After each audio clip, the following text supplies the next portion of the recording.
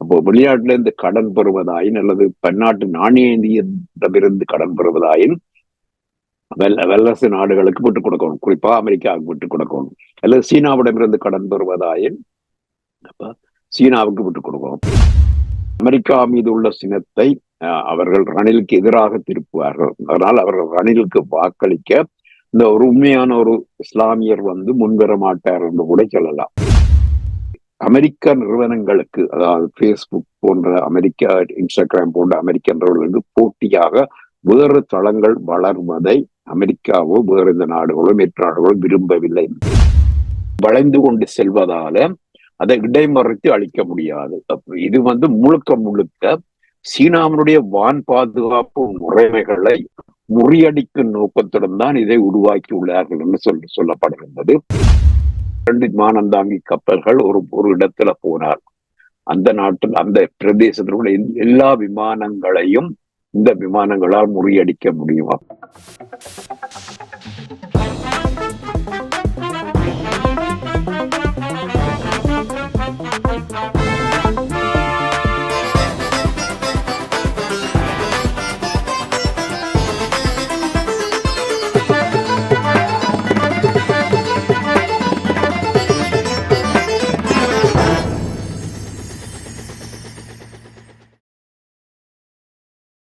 அனைத்துலக உயிரோடை தமிழ் ILC தமிழ் உயிரோடை தமிழில் அன்பர்களே, உலக நகர்வுகள் வாரந்தோறும் ஒவ்வொரு செவ்வாய் பிரித்தானிய நேரம் 8 மணி பிரதான செய்திகளை தொடர்ந்து உலக நகர்வுகள் நிகழ்ச்சி.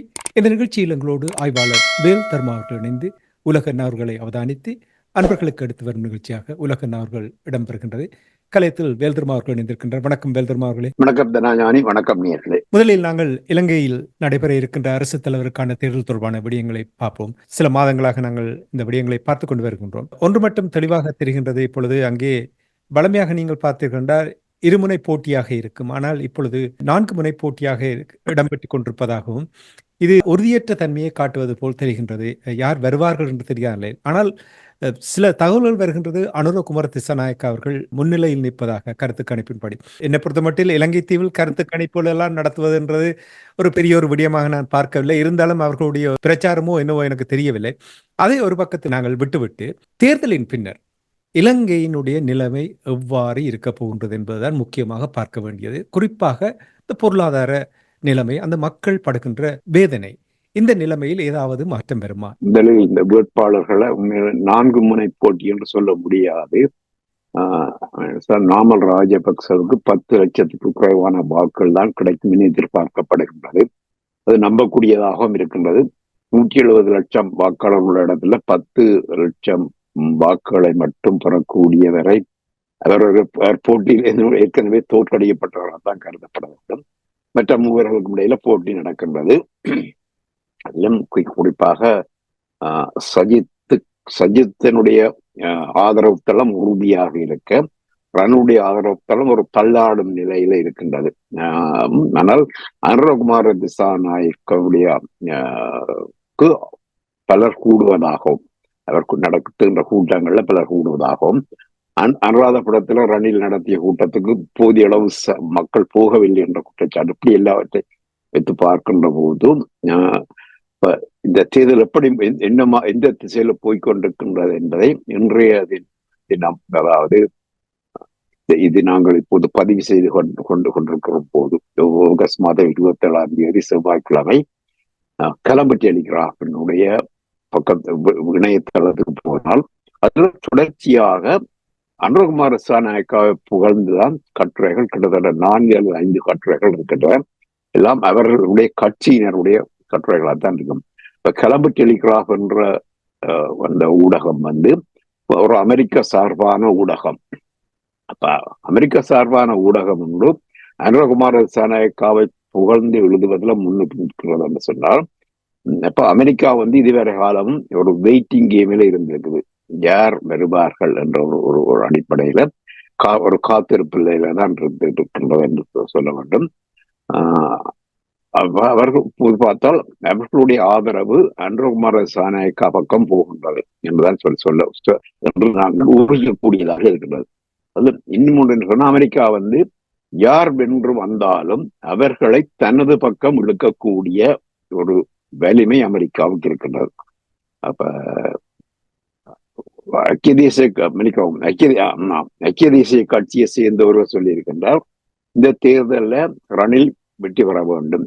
செப்டம்பர் 21 நடக்கின்ற தேர்தலில் ரணில் வெற்றி பெற்று அவர் குடியரசுத் தலைவராக வேண்டும், அல்லது அடுத்த டிசம்பர்ல அவர் மீண்டும் தலைவராக வருவார் என்று. அப்ப இதற்கு பின்னணியில அவருக்கு வெளிநாட்டு ஆதரவு தான் அவருடைய முக்கியமான காரணம். அப்ப இவற்றை எல்லாவற்றையும் வைத்து பார்க்கின்ற போது அமெரிக்கா வந்து ஒரு லீடிங் ரோல் வந்து பிளே பண்ண போகின்றது. சீனா என்ன செய்கிறது என்று தெரியவில்லை. சீனா எதையும் ரகசியமாகத்தான் வைத்திருக்கும். சீனா குறிப்பாக மதகுருமார்களை தன் பக்கம் வைத்திருக்கலாம். அனுகுமார் ரசாநாயக்காவுடைய தேர்தல் விஞ்ஞாபனம் வெளியிடுகின்ற அந்த கூட்டத்துல கூட பெருமளவு பிக்குமார்கள் கலந்திருந்தார்கள். அப்ப அதில் ஒருவர் அதை கிண்டல் அடித்து எழுதியிருந்தார், இது ஜாதிக பிக்கு பெறமுனை உண்டு. அந்த மாதிரி இருந்தது. அந்த முதல் பிரதியை பெற்றுக் கொண்டது கூட ஒரு பிக்கு தான்.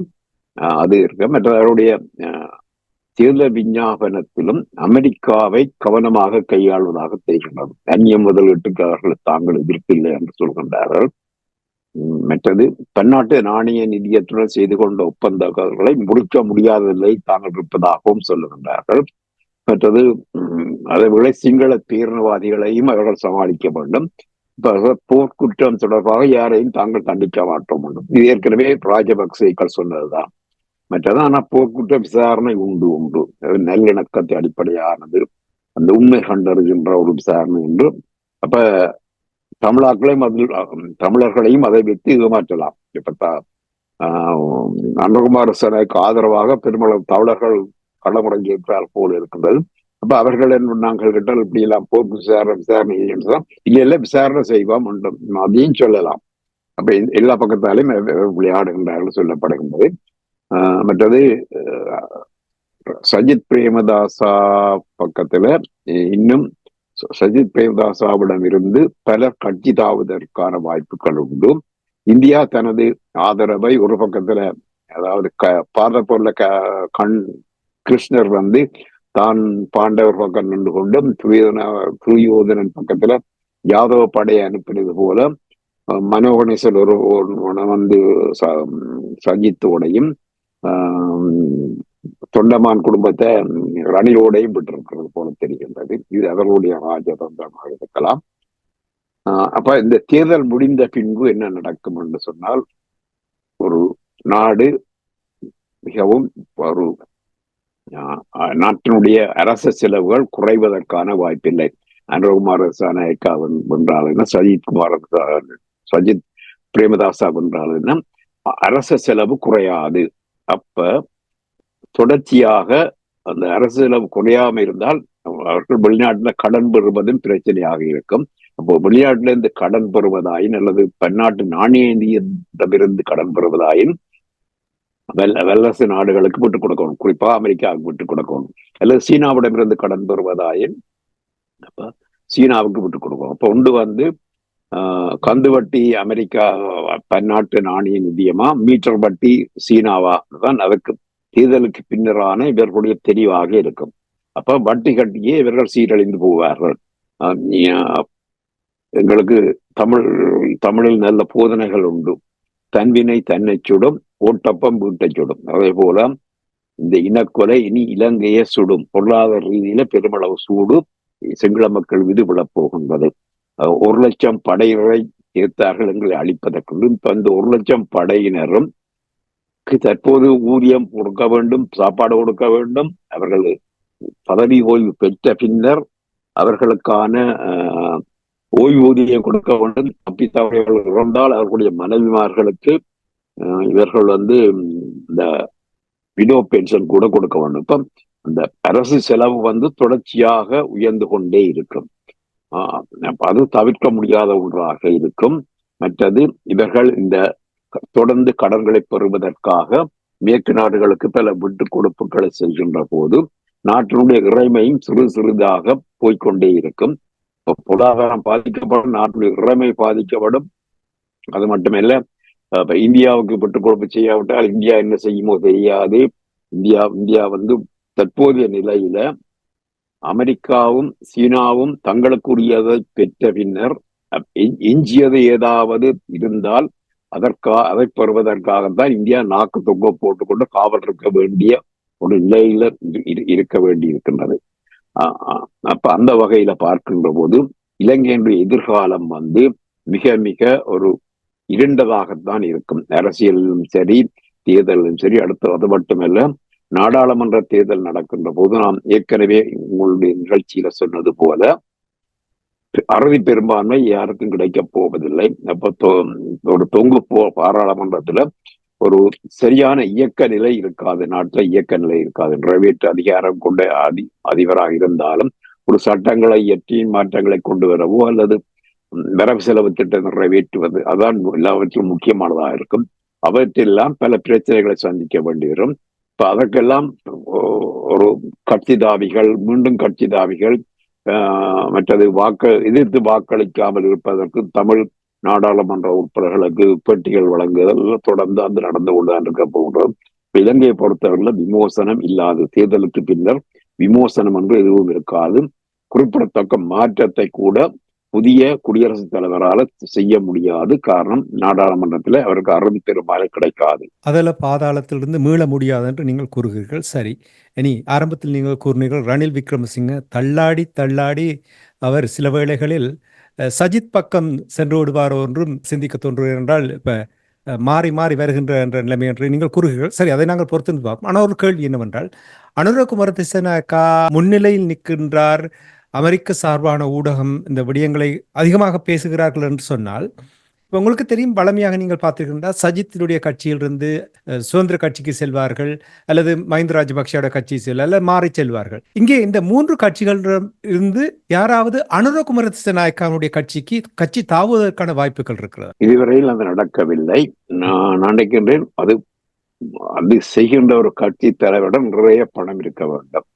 அப்ப நான் சென்ற வாரம் சொன்னது போல கேஸ் சிலிண்டர்கள் கேஸ் இல்லை, கேஷ் தான் இருக்கின்றது. அது நிறைய இருக்கின்றது. சஜித் பிரேமதாசாவிடம் அப்பாவுடைய சொத்து இருக்கின்றது. அவற்றை வைத்துக் கொண்டு சொன்னால் அனுரகுமார திசாநாயக்காவுக்கு நிதி வழங்குவதில் பிரச்சனை இருக்கின்றபடியால் கட்சி தாவல்கள் செய்ய முடியாது.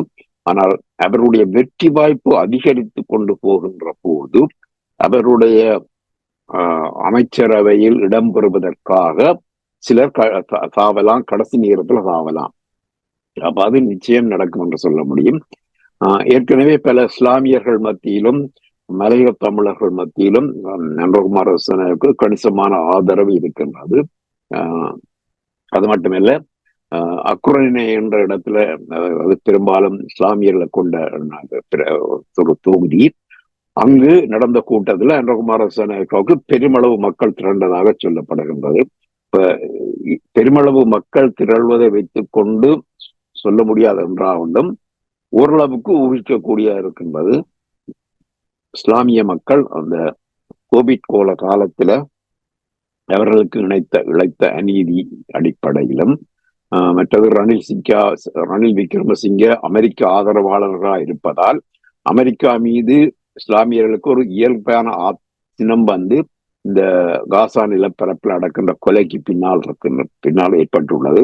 அந்த அமெரிக்கா மீது உள்ள சினத்தை அவர்கள் ரணிலுக்கு எதிராக திருப்புவார்கள். அதனால் அவர்கள் ரணிலுக்கு வாக்களிக்க இந்த ஒரு உண்மையான ஒரு இஸ்லாமியர் முன்வர மாட்டார் என்று கூட சொல்லலாம். பொறுத்திருந்து பார்ப்போம். 3 வாரங்கள் மட்டுமே இருக்கின்றது அரசு தலைவருக்கான தேர்தல். அதற்கிடையில் எவ்வளவு குளறுபடிகள் நடைபெறும் பொழுது உறவுகளுக்கு எடுத்து வரலாம் என்று கூறிக்கொண்டு, இலங்கை தீவில் நடைபெறுகின்ற அரசு தலைவருக்கான தேர்தல் விடயங்களை நிறுத்திக் கொண்டு அடுத்ததாக இன்னொரு விடயத்துக்கு வருவோம். சமூக வலைத்தளங்கள் வெளிவந்ததும் உலக பரப்பில் பாரிய மாற்றங்களை நாங்கள் பார்த்து கொண்டு வருகின்றோம். கனெக்டட் வேர்ல்டு, அதாவது இணைந்த ஒரு உலகமாக நாங்கள் பார்க்கின்றோம் என்று கூறிக்கொண்டு வருகிறார்கள். அதுதான் உண்மை.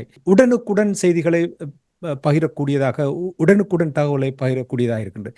ஆனால் ஒன்று, இந்த உலக பரப்பில் என்ன நடக்கின்றது என்றால், அந்த நிறுவனங்கள் தங்களுடைய கட்டுப்பாட்டில் வைத்திருக்க வேண்டும்.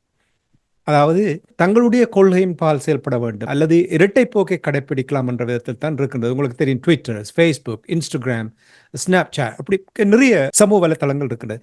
இதில் இன்னும் ஒன்று டெலிகிராம் ரஷ்யாவினுடைய அங்கே உருவாக்கப்பட்ட ஒரு சமூக வலைத்தளம். டெலிகிராம் எனப்படும் இந்த சமூக வலைத்தளம் இந்த மெசேஜ் அப்ளிகேஷன். இந்த நிறுவனத்தினுடைய உரிமையாளர் பாவல் டிரோவ் அவர்களை பாரிஸில் ஆகஸ்ட் 25ஆம் தேதி அவரை கைது செய்து தடுத்து வைத்திருந்தார். இதனுடைய பின்னணியில் என்ன இருக்கின்றது என்று நீங்கள் அவதானிக்கும்? இந்த டெலிகிராம் சேனல் என்பது நீங்கள் சொன்னது போல ஒரு சமூக வலைத்தளம், செய்திகளை, குறுஞ்செய்திகளை பரிமாறுவதற்கான ஒரு முன்னணி வலைத்தளம். இது வந்து ரஷ்யாவில் தான் முதல் ஆரம்பிக்கப்பட்டது. பின்பு ரஷ்யாவில் அந்த அரசுக்கு எதிரான செய்திகள் பல அதில் பரவியபடியால் அங்கு தடை செய்யப்படுகின்ற அபாயம் இருக்கின்ற போது அவருடைய தலைநகரத்தை துபாய்க்கு மாற்றி கொண்டார்கள். அதுபோல யுனைடெட் அரப் எமிரேட்ஸிலும் இன்னொரு பணிமனை அவர்களுக்கு இருக்கின்றது. அவருடைய இளைய சகோதரர் இந்த சாஃப்ட்வேர் போன்றவற்றை கையாள்வதில், இந்த ஆப்ஸ் போன்றவற்றை உருவாக்குவதில் சிறந்தவர். அதனால அவர்கள் வெற்றிகரமாக இந்த சேனலை நடத்தி கொண்டிருந்தார்கள். அந்த சேனல்ல உண்மையும் இருக்கும், பொய்யும் இருக்கும். சில விசமிகள் அந்த சிறுவர் துஷ்பிரயோகம் சம்பந்தப்பட்ட காணொளிகள் பலவற்றை எல்லாம் விளையாடுகிறார்கள். பல அமெரிக்காவுடைய பேஸ்புக் போன்ற தளங்களில் கூட அவை நடந்திருக்கின்றன. அப்ப அதற்கு எதிராக ஒரு நடவடிக்கை எடுப்பது முன்பு இப்ப இந்த குறிப்பிட்ட இந்த சேனல், டெலிகிராம் என்ற சேனல் வந்து 80 மில்லியன் மாதாந்த பாவனையாளரை கொண்ட ஒரு ஒரு ஒரு ஒரு ஒரு தளம். அது மற்றது இந்த ஆண்டின் இறுதியில 1 பில்லியனாக கூட உயரலாம் என்று எதிர்பார்க்கப்படுகின்றது. மற்றது நாளாந்தம் 15 பில்லியன் தகவல்கள் வந்து அதிலே பரிமாறப்பட்டு கொண்டிருக்கின்றது. அந்த நிறுவனத்தினுடைய மொத்த பெறுமதி $30 பில்லியன் என்று சொல்லப்படுகின்றது. அமெரிக்க நிறுவனங்களுக்கு, அதாவது பேஸ்புக் போன்ற அமெரிக்கா, இன்ஸ்டாகிராம் போன்ற அமெரிக்க நிறுவனங்களுக்கு போட்டியாக வேறு தளங்கள் வளர்வதை அமெரிக்காவோ வேறு இந்த நாடுகளோ மற்ற நாடுகளோ விரும்பாது என்பது மக்களுக்கு தெரியும். இப்ப டிக்டாக் என்ற சமூக வலைத்தளத்துக்கு கூட அமெரிக்காவில் கடுமையான நடவடிக்கை எடுக்கப்பட்டது எல்லாம் தெரியும். இவர்கள் அப்படி போடுகிறார்கள், பொய் செய்தியை போடுகின்றார்கள் என்றுதான் சொல்கின்றார்கள். பிபிசி கூட பல பொய் செய்திகளை போட்டது எங்களோட போராட்டத்தின் போது நாங்கள் நன்கு அறிந்தோம். இந்த குறிப்பிட்ட சேனலை டெலிகிராம் சேனலை கூட பாவிக்கின்ற மக்கள் இந்தியர்கள் தான் கூட பாவிக்கிறார்கள். கிட்டத்தட்ட 104 மில்லியன் இந்தியர்கள் அதை பாவிக்கிறார்கள். 34 மில்லியன் ரஷ்யர்கள் பாவிக்கிறார்கள். அடுத்து இந்தோனேஷியாவில் 27 பில்லியன், அமெரிக்காவிலும் 27 பில்லியன், மற்றது Brazil, Egypt, Vietnam, Mexico, Ukraine, Turkey, Philippines, Nigeria, Kazakhstan போன்ற நாடுகளில் பல மில்லியன் மக்கள் வந்து இந்த டெலிகிராம் என்ற சேனலை பாவிக்கின்றார்கள். இது வந்து ஆண்ட்ராய்டிலும் இயங்கும், ஆப்பிளுடைய iOS-லையும் இயங்கக்கூடிய ஒரு தளம். அப்ப இந்த உக்ரைன் ரஷ்யா போர் ஆரம்பித்த பின்னர் தான் இந்த டெலிகிராம் சேனல் வந்து மிகவும் பிரபலமானது. இப்ப உக்ரைன் போர் முனையில நடக்கின்றவற்றை உடனடியாக அங்கு படங்களாக, காணொளிகளாக, செய்திகளாக வெளியிட்ட பெருமை வந்து இந்த டெலிகிராம் சேனலுக்கு இருக்கின்றது. பல பொய்களும் அங்கு வெளியிடப்பட்டன என்பதை மறக்க முடியாது. இன்னொன்று அறிந்து கொள்ள வேண்டிய விஷயம் என்னன்னு சொன்னா, உக்ரைனிய உளவாளிகள் அந்த டெலிகிராம் சேனல்ல ஃபேக் ஐடியை திறந்தார்கள். ஒரு போலி கணக்கு, பெண்களுடைய பேர்ல அழகிய ரஷ்ய பெண்களுடைய படத்தை போட்டு ஒரு போலி கணக்குகளை உருவாக்கி ரஷ்ய படை வீரர்களை தெரிந்தெடுத்து அவர்களோட நட்பாகி அதன் மூலம் அவர்கள் ரஷ்ய படையில தங்களுடைய லொகேஷனை ஷேர் பண்ணுவார்கள் இந்த போலி கணக்குகளுடன். அப்ப அவர்களுடைய இருப்பிடம் எங்கே இருக்கிறார்கள் என்பதை பற்றியெல்லாம் அதனால் உக்ரைனர்கள் அறியக்கூடியதாக இருந்தது. அவர்களுடைய ரஷ்ய படையினுடைய நகர்வுகளை உக்ரைனியர்கள் அறியக்கூடியதாக இருந்தது. அது மட்டுமல்ல, சிலர் இருக்கிறார்கள் பெண்கள் என்றவுடன் சும்மா வீம்புக்கு பலவற்றையெல்லாம் பேசக்கூடியவர்கள் கூட இருப்பார்கள். அப்ப அவர்களில் பலர் தங்களுடைய ரகசிய நகர்வுகளை கூட, தங்களுடைய ரகசிய படை நகர்வுகளை கூட இந்த வலைத்தளங்களூடாக இந்த போலி பெண்களுடன் கொடுத்திருந்தார்கள் என்று கூட சொல்லப்படுகிறது. இப்ப இந்த டெலிகிராம் சேனல் வந்து அமெரிக்காவினுடைய ஊடக ஆதிக்கத்துக்கும் அமெரிக்காவுடைய பொய் பரப்புரைகளுக்கும் ஒரு சவாலாக அமையக்கூடியது. இந்த இஸ்ரேல் செய்கின்ற கொடுமைகள் எல்லாம் அது அம்பலப்படுத்தக்கூடியது. அப்ப இந்த வகையில இவர்கள் மீது பல குற்றச்சாட்டுகளை பாவித்து இந்த 2 சகோதரர்களையும் கைது செய்து விட்டார்கள். பரிசில் வைத்து கைது செய்து விட்டார்கள். அவர்கள் அஜர்பைஜான்ல இருந்து தங்களோட சொந்த விமானம் மூலம் பரிசுக்கு வந்திருந்தார்கள். அந்த கட்டத்திலே வைத்து அவர்கள் கைது செய்யப்பட்டுள்ளார்கள். அதான் நீங்கள் கூறுவது போல் போன்ற நாடுகளுடைய சமூக வலைத்தளங்கள் பிரபலியம் அடையக்கூடாது என்பதில் அவர்கள் கவனமாக இருக்கிறார். எல்லா விடயத்திலும் அவர்கள் கவனமாக இருக்கிறார். இதனால் தான் அவர்கள் இரட்டை போக்கை கடைபிடிக்கிறார்கள் விடயங்களை நாங்கள் பார்க்கக்கூடிய. நீங்கள் கூறினீர்கள், தேசிய தலைவருடைய படத்தை போட்டு விட்டால் உடனடியாக அகற்றி விடுவார்கள். சமீபத்தில் கூட உங்களுக்கு ஞாபகம் இருக்கும், இஸ்மாயில் ஹனி அவர்களுடைய படத்தை போட்டு அவருக்கு அஞ்சலி செலுத்திய பொழுது ட்விட்டர் தளம் எடுத்திருந்தார்கள் அந்த பதிவுகள்.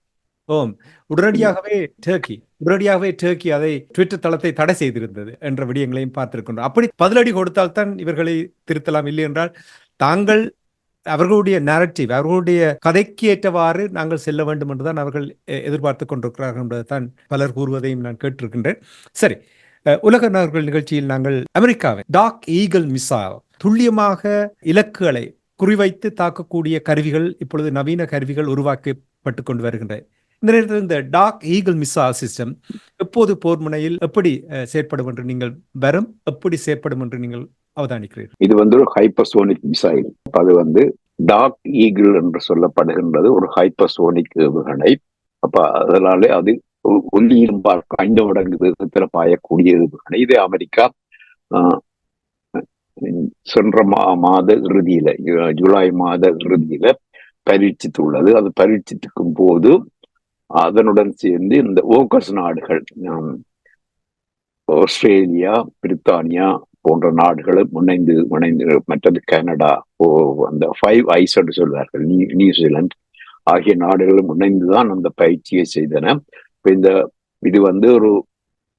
ஒரு கூட்டு இந்த ஏவுகணை சில போல இந்த 5 நாடுகளும் பாவிக்கக்கூடியதாக இருக்கலாம் சொன்னா 5 நாடுகளும் கூடித்தான் இதை வீசுவதற்கான பரிசோதனையை செய்துள்ளன. இது முதல்ல இந்த ஏவுகணையை, அது 2 பகுதி இருக்கும். அந்த ஏவுகணை முதல் வானை நோக்கி மிகவும் உயரமான இடம் வரை அந்த ஏவுகணை நேராக பறந்து மேல போய், அப்புறம் மேல் இடத்துல இருந்து அதிலிருந்து அந்த குண்டு பகுதி மட்டும் பிரிந்து அது இலக்கை நோக்கி பாய தொடங்கும். இப்ப மேலிருந்து கீழே வரும்போது புவி விசையும் அதனுடைய உந்து விசையும் இணைந்து மிக உயர்ந்த ஒரு விசையை அது பெறுவதால் தான் இந்த ஹைப்பர்சோனிக் வேகத்தை அது பெறும். அதாவது 3800 மைல்ஸ் என்ற வேகத்தை அது பெறும். அத்துடன் அது விழும்போது ஒரு நேர்பாதையிலோ அல்லது வளைகோட்டு பாதையிலே விழாமல் வளைந்து செல்லுகின்ற ஒரு பாதை, அதை சொல்லுவாங்க கிளைடிங் பொம்மை சொல்லுவார்கள். அப்படி வளைந்து கொண்டு செல்வதால அதை இடைமறித்து அழிக்க முடியாது. இது முழுக்க சீனாவினுடைய வான் பாதுகாப்பு முறைமைகளை முறியடிக்கும் நோக்கத்துடன் தான் இதை உருவாக்கி உள்ளார்கள் என்று சொல்லப்படுகின்றது.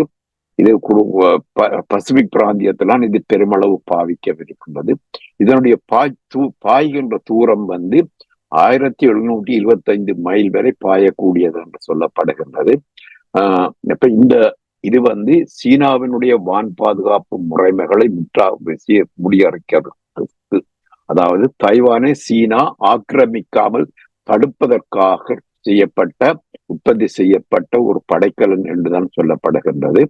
அப்ப சீனா ஏற்கனவே சொல்லிக் கொண்டிருக்கின்றது 2027ஆம் ஆண்டு தாங்கள் தாய்வானை கைப்பற்றுவோம் உண்டு. அதை முறியடிக்கின்ற ஒரு நடவடிக்கையாகத்தான் இந்த படைக்கலனுடைய உற்பத்தி அமையும் என்று சொல்லப்படுகின்றது. அப்ப முழுக்க இது சீனாவை சமாளிப்பதற்காக உருவாக்கப்பட்ட படைக்கலன் தான் இந்த டார்க் ஈகிள் மிசைல் சிஸ்டம் என்கின்ற ஹைப்பர்சோனிக் ஏவுகணையாகும். இது அமெரிக்காவிடம் மட்டும்தான் இருக்கின்றதா? அமெரிக்கா தான் இது உற்பத்தி செய்கின்றது. ஆனால் இந்த பரீட்சிக்கும் போது 5 ஐஸ் என்று சொல்லப்படுகின்ற அமெரிக்காவுடன் கனடா, பிரித்தானியா, ஆஸ்திரேலியா, நியூசிலாந்து ஆகிய நாடுகளும் இருக்கின்ற இந்த இதுகள் எங்களுக்கு தெரியும் ஆங்கில குடும்ப நாடுகள் என்று கூட சொல்லலாம். அப்ப அவர்களுக்கு இடையில ஒரு ஒன்றிணைக்கப்பட்ட உளவு பகுதியும் பகுதியும் இருக்கின்றபடியால் அதை 5 ஐஸ் என்று சொல்லுவார்கள். முழு உலகத்தையுமே அவர்கள் கண்காணிக்கலாம். கனடாவிலிருந்து நியூசிலாந்து வரை பார்த்தீங்கன்னு சொன்னால் அது முழு உலகத்தையுமே கண்காணிக்கக்கூடிய ஒரு நிலப்பரப்பு என்று சொல்லலாம். இப்ப அவர்கள் தான் இந்த 5 நாடுகளும் இது சிலவுகளை பாவனைக்கு வரலாம், அல்லது அமெரிக்கா இந்த நாடுகள், இந்த 5 நாடுகளை இவற்றை நிறுத்தி அமெரிக்க படைகள் அங்கு தளங்களை அமைத்து கூட செயற்படலாம். ஏற்கனவே இந்த நாடுகள்ல அமெரிக்காவுடைய படைத்தளங்கள் இருக்கின்றன, கடற்படைகள் இருக்கின்றன. அப்ப இது அமெரிக்காவுக்கு ஒரு அமெரிக்காவுடைய வலிமையை அதிகரிக்கின்றது என்று கூட சொல்லலாம். சீனா, ரஷ்யா போன்ற நாடுகளுடைய நிலைப்பாடு தற்போது இருக்கின்ற அவர் 2 நாடுகளிடம் தற்போது இருக்கின்ற வான் பாதுகாப்பு குறைமையை முற்றாக முறியடிப்பதுதான் இதனுடைய நோக்கம். ஆனால் சீனாவிடமும் ரஷ்யாவிடமும் திரும்பாக சிறந்த தொலைதூர ஹைப்பர்சோனிக் ஏவுகணைகள் இருக்கின்றன. ஆனால் அவற்றுடைய துல்லிய தாக்குதல் கேள்விக்குரியதாகத்தான் இருக்கின்றது. மேலும் குறிப்பாக தெரியும், உக்ரைன் போரில் கூட ரஷ்யாவுடைய ஹைப்பர்சோனிக் ஏவுகணைகள் சரியாக செயற்படவில்லை என்ற குற்றச்சாட்டு இருக்கின்றது. இப்ப சீனாவை பொறுத்தவரை எந்த ஒரு போர் முனையிலும் எந்த ஒரு படைக்கலனையும் அது பாவிக்கவில்லை இதுவரையில. அப்ப சீனாவுடைய திறன் அந்த அனுபவம் அற்ற தன்மையால ஒரு பின்னடைவு அது பின்னடைந்த நிலையில அது இருக்கின்றது. நன்றி வேல்தர்மா அவர்களே. இனி நிறைவாக நாங்கள் இஸ்ரேல் பலஸ்தீனத்துக்கு இடையிலான போர் நடந்து கொண்டிருக்கின்ற நேரத்தில் நிறைய விடயங்கள் நாங்கள் உரையாடி வந்திருக்கின்றோம். ஈரானுடைய தாக்குதல் இடம்பெறலாம் என்று சில மாதங்களுக்கு முன்னதாக பேசப்பட்டது. ஆனால் இதுவரையில் எந்த விதமான தாக்குதலும் நடைபெறவில்லை என்பது தெரியும். ஆனால் ஹிஸ்புல்லா தங்களுடைய தாக்குதலை மேற்கொள்ளுகிறார்கள். சமீபத்தில் கூட 2 நாட்களுக்கு முன்னதாக ஹிஸ்புல்லா தாக்குதலை மேற்கொண்டிருந்தார்கள். இனி ஹூதி அமைப்பினர் தாக்குதலை மேற்கொள்கிறார்கள். ஆனால் பலராலும் எதிர்பார்க்கப்பட்ட ஈரானுடைய தாக்குதல் அந்த பதிலடி கொடுப்பதற்கு தாமதமாவதற்கு என்ன காரணம்? ஹமாஸினுடைய ஒரு அரசியல் துறை பொறுப்பாளர் யஹ்யா சின்வாரும் ஹிஸ்புல்லாவினுடைய படத்துறை அதிகாரியுமான ஃபவுட் சுகர் என்பவரும் இஸ்ரேலுடைய குண்டு வீச்சுக்களால கொல்லப்பட்டனர். அதிலும் ஹமாஸுடைய யஹ்யா சின்வார் ஈரானிலேயே வைத்துக் கொல்லப்பட்டார். அப்ப இது ஈரானுக்கு ஒரு பெரிய ஒரு இழப்பாக, ஒரு பெரிய ஒரு இழுக்காக கருதப்படுகின்றது. அப்ப அந்த நிலையில ஈரானுடைய பதிலடி பற்றி ஒரு பெருமளவு எதிர்பார்க்கப்படுகின்றது. ஆகஸ்ட் மாதம் 25ஆம் தேதி ஞாயிற்றுக்கிழமை ஹிஸ்புல்லாவும் இஸ்ரேலும் ஒன்று தாக்கி கொண்டதாம். அது ஒரு நாள் நடந்த தாக்குதல் தான். அது பெரிய தாக்குதல் என்றாலும் பெருமளவு இழப்பை ஏற்படுத்தவில்லை. ஹிஸ்புல்லா தரப்பில் 2 பேரும், இஸ்ரேல் தரப்பில் ஒருவரும் கொல்லப்பட்டனர். மேற்கொண்டு அவர்கள் இந்த இஸ்ரேல் இந்த தாக்குதலை இஸ்ரேல் தான் முன்கூட்டி செய்தது. இஸ்ரேல் மீது ஹிஸ்புல்லா தாக்குதல் செய்யலாம், ஈரான் தாக்குதல் செய்யலாம் என்று எதிர்பார்த்திருக்கின்ற வேளையில ஹிஸ்புல்லா ஏதோ தயாரிப்பு வேலைகள் செய்து கொண்டிருக்கின்ற இடமா பார்த்து இஸ்ரேல் ஹிஸ்புல்லாவுடைய தளங்கள் மீது தாக்குதல் நடத்தி இருக்கலாம் என்றுதான் எதிர்பார்க்கப்படுகிறது. ஹிஸ்புல்லாவுக்கு ஏற்பட்ட இழப்பு, படைத்தளங்கள் இழப்புகளை பற்றி தெரியவில்லை. ஹிஸ்புல்லாவில் அவர்கள் 2 கொல்லப்பட்டதாக சொல்லப்படுகின்றது. அது மட்டுமல்ல, ஹிஸ்புல்லா தலைவர் சொல்லியிருக்கின்றார், தாங்கள் மேற்கொண்ட தாக்குதலை பற்றிய தங்களுடைய உரிமையை தற்போது பாதுகாத்து வைத்துள்ளோம். We reserve the right to respond further. மேற்கொண்ட தாக்குதலை பற்றி நாங்கள் காப்பாக வைத்திருக்குள்ளோம், இன்னும் மேலும் தாக்குதல் செய்வோம் என்ற மாதிரி தான் அவர்கள் சொல்லுகின்றார்கள். இப்ப இந்த நிலையில தான் அமெரிக்கா கடும் அழுத்தத்தை ஈரானுக்கு அரசுறவியல் ரீதியாக விடுத்ததுடன் compact aircraft and missile shooting warships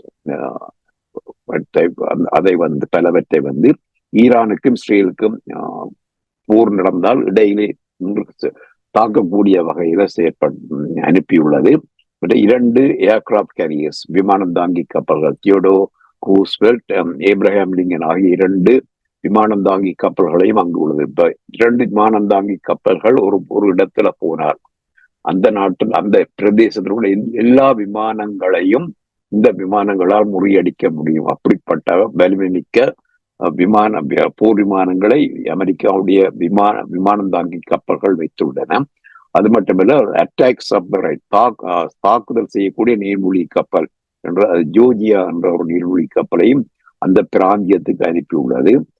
இது ஒரு பொதுவாக செய்யப்படுகின்ற ஒரு நகர்வில், அதாவது அந்த நீர்மூழ்கி கப்பல் எல்லாவற்றையும் அனுப்பிவிட்டு அதை பகிரங்கமாகவும் அமெரிக்காவினுடைய பாதுகாப்பு செயலாளர் லோயிட் ஓஸ்டின் வந்து பகிரங்கமாக இன்ன படைக்கலங்களை அந்த இடத்துக்கு அனுப்பி இருக்கின்றோம் என்று சொல்லி இருக்கின்றார்.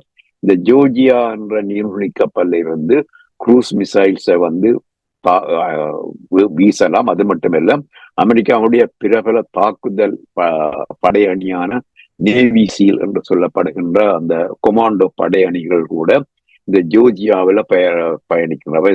தேவைப்படுகின்ற நேரத்துல அவர்கள் வான் மார்க்கமாகவோ கடல் மார்க்கமாகவோ இங்கு போய் ஒரு சிறிய அணி போய் இறங்கி தாக்குதல் செய்யக்கூடிய வகையில எல்லாம் இருக்கின்றப்ப ஒரு பெரிய ஒரு படைநகர்வை அமெரிக்கா அந்த மத்திய கிழக்குல செய்துள்ளது, மேற்காசியாவில் செய்துள்ளது என்று சொல்லலாம். இவை யாவும் ஈரானுடைய தாக்குதலை தடுப்பதற்காகும். ஆனால் இவற்றையெல்லாம் வைத்துக் கொண்டு பயந்து கொண்டு ஈரான் தன்னுடைய தாக்குதலை நிறுத்தினால் அது ஈரானுக்கு ஒரு பிரச்சனையாக அமையும். ஈரானுக்கு உள்நாட்டிலும் பிரச்சனை ஏற்படலாம். மற்ற நாடுகளும் ஈரான் மீது அச்சப்படுவதை தவிர்க்கலாம். அப்ப அதற்காக அவர்கள் ஏதாவது ஒரு தாக்குதல் செய்யத்தான் வேண்டும். ஆனால் ஈரானில் தற்போது ஆட்சி மாற்றம் நடந்து புதிய குடியரசுத் தலைவர் இருக்கின்றார். அப்ப பலவற்றை அவர்கள் உள்ளக ரீதியில ஒரு பிரச்சனைகளை தீர்த்து விட்டு ஒரு சரியான நேரத்தில் சரியான ஒரு தாக்குதலை செய்வார் என்றுதான் ஈரானுடைய படைத்தளபதியும் வெளியுறவு அமைச்சர் சொல்லியிருக்கார். ஈரானுடைய வெளியுறவுத்துறை அமைச்சர் அப்பாஸ் சொல்லி இருக்கின்றார், retaliation will be definitive and measured. இந்த மெஷர்ட் என்றதை நாங்கள் கவனிக்க வேண்டும். இந்த சரியான அளவிலானதான பதிலடியை தாங்கள் நிச்சயம் கொடுப்போம் என்று சொல்லி இருக்கின்றார். அப்ப ஈரான் தாக்குதல் செய்யாமல் இருக்க முடியாது என்பதை சொல்ல முடியும். ஈரான் தாக்குதல் செய்தால் இஸ்ரேலும் சும்மா இருக்க முடியாது. அப்ப இது ஒரு கொதிநிலையில தொடர்ந்து இருந்து கொண்டுதான் இருக்கின்றது. நெத்தன்யாகு அதைத்தான் விரும்புகின்றார். அப்போதான் அவர் ஆட்சியில இருக்கலாம். இந்த கொதிநிலையில் இருந்தால் அமெரிக்காவுக்கு இதனால் என்ன பாதிப்பு? அமெரிக்காவை பொறுத்தவரை பாதிப்பு இல்லை. இந்த கொதிநிலையில் இருக்கின்ற போது அந்த எரிபொருள் விநியோகத்துக்கு இந்த ஒரு தடையும் இல்லாமல் இருப்பதைத்தான் அமெரிக்கா உறுதி செய்ய பார்க்கும். அப்ப எரிபொருள் விநியோகத்தில் தடை ஏற்பட்டால் அது பொருளாதாரத்தை பாதிப்பை ஏற்படுத்தும். அது மட்டுமில்லை, இந்த தேர்தல் காலத்துல அந்த தற்போது ஆளுங்கட்சிகளுடைய தேர்தல் வெற்றியை கூட அது பாதிக்கலாம். அப்ப அதுதான் அமெரிக்காவுடைய பிரச்சனை. அதுதான் இந்த எஸ்கலேஷன் ஆஃப் வார் வந்து வேண்டாம். ஈரானுக்கு தாக்குதல் செய்ய வேண்டும் என்று அவர்கள் உணர்கிறார்களா, அல்லது இந்த தாக்குதல் இப்பொழுது தேவையில்லை, தாமதமாக நாங்கள் தாக்கலாம் என்று அவர்கள் சிந்திக்கிறார்களா? ஈரான் நிச்சயமாக தாங்கள் தாக்குதல் செய்வோம், டெஃபினிட்டிவ் அண்ட் மெஷர்ட் என்று சொல்லியிருக்கிறார்கள். ஆனால் உடனடியாக செய்ய வேண்டும் என்று அவர்கள் நேரத்தை சொல்லவில்லை. அதான் இவ்வளவு தூரம் இவர்கள் கப்பலை அங்கே கொண்டு வந்து வைத்து அதற்கு செலவு இருக்கிறது தானே. இரண்டு விமானம் தாங்கி கப்பல்கள் ஒரு முனையில 2 நாள் விட்டிருக்க முடியாது. ஒரு 3 மாதம் ஒன்று மெயின்டெனன்ஸுக்கு போக வேண்டும் அவருடைய கடற்படை தளத்துக்கு. 9 மாதம் தான் தொடர்ச்சியாக அங்கு இருக்க முடியும். அது ஒன்று. மற்றது வேறு இடங்கள்ல இங்கே 2 விமானம் தாங்கி கப்பல்கள் இருந்தால், சில தாய்வான்ல ஒரு போர் நடந்தால் அங்கு 3 விமானம் தாங்கி கப்பல்கள் தேவைப்படும். நம்ம கருங்கடல்ல ஒரு விமானம் தாங்கி கப்பல்கள் எப்போவும் இருக்க வேண்டும். அட்லாண்டிக் கடல்ல இருக்க வேண்டும். அப்ப அவரோட மொத்தம் 11 விமானம் தாங்கி கப்பல் இருக்கின்றன. அதில் ஏதாவது 3வது இந்த சர்வீஸ் செய்து பட்டுக் கொண்டே இருக்கும். அப்ப தொடர்ச்சியாக இவர்களாலே அந்த 2 விமானம் தாங்கி கப்பல் அங்கு வைத்திருக்க முடியாது. ஒன்று நிச்சயம் அங்கு இருக்கும் சொல்லலாம். பாரைன்ல உள்ள அமெரிக்காவுடைய விமான கடற்படை தளத்துல எப்பவும் ஒரு விமானம் தாங்கி கப்பல் இருக்கும். அது 7வது கடற்படை பிரிவு என்று கூட சொல்வார்கள். அதானது ஆசியாவை கண்காணிக்கக்கூடிய படைத்தளமாக அதுதான் இருக்கின்றது. சுருக்கமாக, ரஷ்யா, சீனா போன்ற நாடுகள் ஈரானுக்கு உதவி வழங்குவதற்கான வாய்ப்புகள் இருக்கிறதா? நேரடியாக அவர்கள் போர் முனைக்கு வர மாட்டார்கள். சீனா படைக்கலங்களை வழங்கலாம். மற்றது ரஷ்யா தொழில்நுட்பத்தை வழங்கலாம். நிச்சயம் இந்த 2 நாடுகளும் அவர்களுக்கு உதவி செய்து கொண்டே இருக்கும். அமெரிக்காவுக்கு எதிரான ஒரு நிலைப்பாட்டை எடுக்க வேண்டும் என்ற அடிப்படையில இந்த 3 நாடுகளும் அவர்களுடைய ஒற்றுமை இல்லாவிட்டாலும் அவர்கள் ஒற்றுமையாக இருப்பார்கள். நன்றி. சிறப்பு. இன்றைய உலக நகர்வல் நிகழ்ச்சியில் இணைந்து உலக நகர்வுகளை அவதானித்து உயிரோடை தமிழ் உறவுகளுக்கு எடுத்து வந்தமைக்காக உயிரோடை தமிழ் அன்பர்கள் சார்பாக நன்றி கூறிக்கொண்டு மீண்டும் அடுத்த வாரம் உலக நகர்வல் நிகழ்ச்சியில் இணைந்திருப்போம். அதுவரைக்கும் நன்றி, வணக்கம். ஆய்வாளர் வேல்தர்மா அவர்களே. நன்றி, வணக்கம்.